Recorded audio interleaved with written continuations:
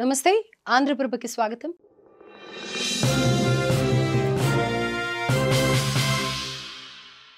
Hyderabad metro నిర్వహణపై ఉన్న doubts కు రేవంత్ రెడ్డి ప్రభుత్వం చెక్ పెట్టింది. ఎల్ఎన్టీ సంస్థ తమ వాళ్ళు కాదని చెప్పడంతో మెట్రోను పూర్తిగా టేక్ ఓవర్ చేసుకోబోతున్నట్లు ఒక అనౌన్స్మెంట్ ఇచ్చింది. మరి ఎల్ఎన్టీ సంస్థ ఎందుకు తప్పుకుంది? దీనిపై రేవంత్ రెడ్డి ప్రభుత్వం ఏం చెబుతోంది?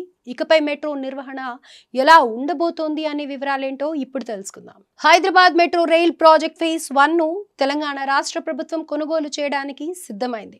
ప్రస్తుతం సీఎం రేవంత్ రెడ్డి నేతృత్వంలో ఎల్ఎన్టీ సంస్థలు విజయవంతమయ్యాయి. దీంతో మెట్రో ప్రాజెక్టు పై ఉన్న పెద్ద అప్పును ప్రభుత్వం తన భుజాన వేసుకునేందుకు రెడీ అయింది. ఈ టేక్ ఓవర్ వచ్చే సంవత్సరం మార్చ్ నాటికి పూర్తయ్యే అవకాశం ఉంది. ఫేజ్ 1 ప్రాజెక్టు పై ఎల్ఎన్టీ సంస్థకు ఉన్న సుమారు 13,000 కోట్ల రుణభారాన్ని ప్రభుత్వం స్వీకరించనుంది. ఈ క్రమంలోనే కంపెనీ ఈక్విటీ పెట్టుబడి కింద ఒకేసారి 2,100 కోట్ల చెల్లింపును వన్ టైం సెటిల్మెంట్ గా అంగీకరించింది. దీంతో ఇన్ని రోజులుగా పబ్లిక్ ప్రైవేట్ పార్ట్నర్షిప్ మోడల్ ముగిసిపోనుంది. హైదరాబాద్ మెట్రో ప్రాజెక్ట్ ఫేజ్ 1 లో మొత్తం 69 కిలోమీటర్లు కవర్ అయింది. దీని మొత్తం 22,000 కోట్ల వ్యయంతో నిర్మించారు. ఈ ప్రాజెక్టు ప్రైవేట్ భాగస్వామ్యంతో ప్రారంభించినప్పటికీ తాజాగా ఆ ఆస్తులను ప్రభుత్వం స్వాధీనం చేసుకోబోతోంది. అంతేకాదు ఫేజ్ 1 ను పూర్తి స్థాయిలో కొనుగోలు చేయనున్న నేపథ్యంలో మెట్రో ఫేజ్ 2 కు లైన్ క్లియర్ అయింది. అడ్డంకులన్నీ తొలగడంతో త్వరలోనే పనులు కూడా మొదలు కానున్నాయని తెలుస్తోంది. ఇప్పటికే మెట్రో ఫేజ్ 2 లో 8 కొత్త లైన్ల కోసం 76.4 కిలోమీటర్లు, 86.1 కిలోమీటర్ 2B పొడవున DPRలను రెడీ చేసింది. మొత్తంగా 163 కిలోమీటర్ల మేర సెకండ్ ఫేజ్ విస్తరణకు కేంద్ర ఆమోదాన్ని కోరనుంది రాష్ట్ర ప్రభుత్వం. కేంద్ర మంత్రి మండలి ఆమోదం తెలిపితే సుమారు 19,000 కోట్ల అంచనా వ్యయంతో ఈ దశ విస్తరణ ప్రారంభమవుతుంది. ఎల్ఎన్టీ సంస్థ తప్పుకున్న నేపథ్యంలో ఫేజ్ 2 ప్రాజెక్ట్ కేవలం పబ్లిక్ పార్ట్నర్షిప్ విధానంలో సిద్ధం కానుంది. ఈ క్రమంలోనే ఇకపై హైదరాబాద్ మెట్రో రైల్ లిమిటెడ్ సంస్థ స్వయంగా రైళ్లను నడపనుందన్నమాట. ఇప్పటి వరకు ఈ నిర్వహణను చూసిన ఎల్ఎన్టీ సంస్థ తప్పుకోవడంతో ఢిల్లీ మెట్రో రైల్ కార్పొరేషన్ తరహాలో HMRL రైళ్ల నిర్వహణ చేపట్టే ఛాన్స్ ఉంది. ప్రయాణికులకు నాణ్యమైన మెరుగైన సేవలను అందజేస్తున్న DMRCకి అంతర్జాతీయ గుర్తింపు కూడా లభించిన సంగతి తెలిసిందే. ఇక హైదరాబాద్ మెట్రో సైతం ఇప్పటికే పలు అంతర్జాతీయ అవార్డులను అందుకుంది. మెట్రో రైల్ ఫేజ్ 2 ను తెలంగాణ ప్రభుత్వం పార్ట్ A, పార్ట్ B గా విభజించింది. దీనికి సంబంధించిన ప్రతిపాదనలను కూడా కేంద్రానికి పంపించింది. అయితే ఫేజ్ 1 ప్రైవేట్ నిర్వహణలో ఉన్న నేపథ్యంలో ఫేజ్ 2 ను రాష్ట్ర ప్రభుత్వం చేపడుతుండటంతో రెండింటిని కలుపుకుని డెఫినిటివ్ అగ్రిమెంట్ చేసుకోవాలని కేంద్రం సూచించింది. అయితే ఎల్ఎన్టీ సంస్థ ఈ జాయింట్ వెంచర్లో భాగం అయ్యేందుకు ఒప్పుకోలేదు.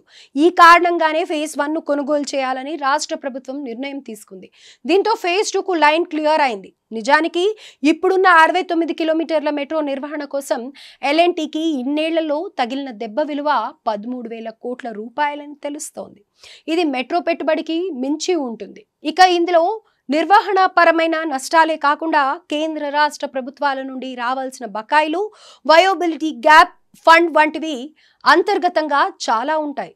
కానీ ఇవన్నీ ఇక్కడ అనవసరం. ఇదిలా ఉంచితే ఎల్ఎన్టీ సంస్థ ముఖ్యంగా 3 అంశాల ఆధారంగా ఇన్ని రోజులు నడిచింది. మొదటగా టికెట్స్, ఇది 50% కాగా యాడ్స్ రెవెన్యూ 5% ఉండగా రియల్ ఎస్టేట్ నుంచి 45% రెవెన్యూ సమకూర్చుకోవాల్సి వస్తుంది. ఇందులో టికెట్స్లోనూ యాడ్స్లోనూ ఎల్ఎన్టీ సక్సెస్ అయింది.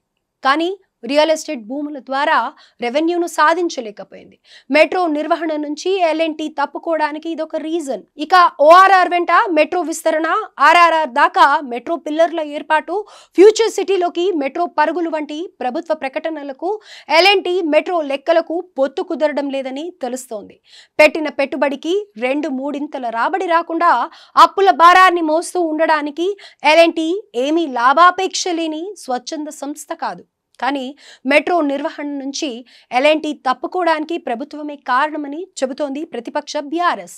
మెట్రో ఆస్తులపై రేవంత్ రెడ్డి కన్ను పడిందని ఆరోపించారు. 280 ఎకరాలు కాజేసే కుట్రలో భాగంగా ఎల్ఎన్టీ సంస్థను తప్పించారని చెబుతోంది. రేవంత్ రెడ్డి పథకం ప్రకారమే ఈ కంపెనీపై ఒత్తిడి తెచ్చి వాళ్లు బెదిరింపులకు గురి చేశారని, మెట్రో ఫేజ్ 1 ను తీసుకున్నారని కీలక ఆరోపణలు చేస్తున్నారు బీఆర్ఎస్ నేతలు. దీనివల్ల ప్రజల మీద 1500 కోట్ల భారం పడిందంటున్నారు. అంతేకాదు హైదరాబాద్ ప్రజలకు అసలు మెట్రో లేకుండా చేసే కుట్ర పన్నుతుందని మండిపడుతున్నారు. అయితే భవిష్యత్తు అవసరాలకు అనుగుణంగా మెట్రో, ఇతర పబ్లిక్ ట్రాన్స్పోర్ట్ వ్యవస్థలను విస్తరించాలని ప్రభుత్వ నిర్ణయం సరైనదే. ఏది ఏమైనా మెట్రో నిర్వహణ నుంచి ఎల్ఎన్టీ సంస్థ తప్పుకున్నప్పటికీ ప్రభుత్వం తీసుకున్న వ్యూహాత్మక చర్యతో ప్రజలకు మెరుగైన రవాణా సేవలు అందుబాటులోకి రానున్నాయి. మరి ప్రభుత్వం చేతుల్లో మెట్రో నిర్వహణ ఎలా సాగనుందన్నది చూడాల్సి ఉంది.